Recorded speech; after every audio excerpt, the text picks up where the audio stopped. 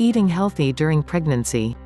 Starting off your with a healthy, well-balanced diet is the best thing you do for yourself and your baby.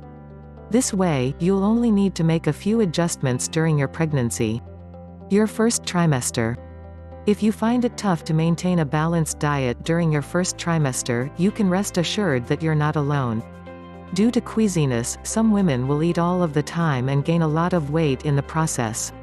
Other women have trouble getting food down and subsequently lose weight. Preventing malnutrition and dehydration are your most important factors during the first trimester. Calories. When you are pregnant, you need to consume around 300 calories more than usual every day. The best way to go about doing this is listening to your body when you are hungry. You should try to eat as many foods as possible from the bottom of the food pyramid. If you gain weight too slow, try eating small meals and slightly increase the fat in your diet. You should always eat when you are hungry, as you are now eating for 2 instead of 1. Calcium. By the second trimester, you'll need around 1,500 milligrams of calcium each day for your bones and your baby, which is more than a quart of milk. Calcium is something that's missing from many diets.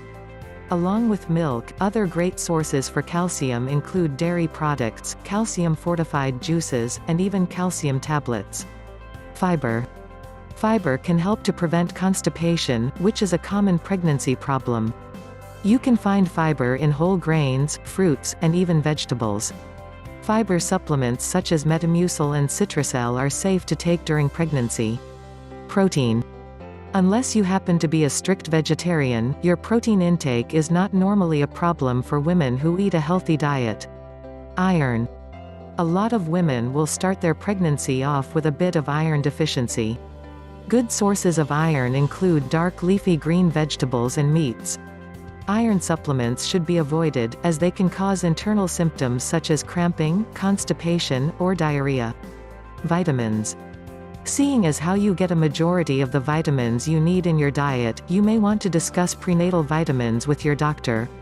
Folate is one of the most important, and if you are getting enough of it, you may be able to avoid vitamins altogether. Just ask your doctor to make sure. Thanks for watching. Hope you enjoyed. See you soon.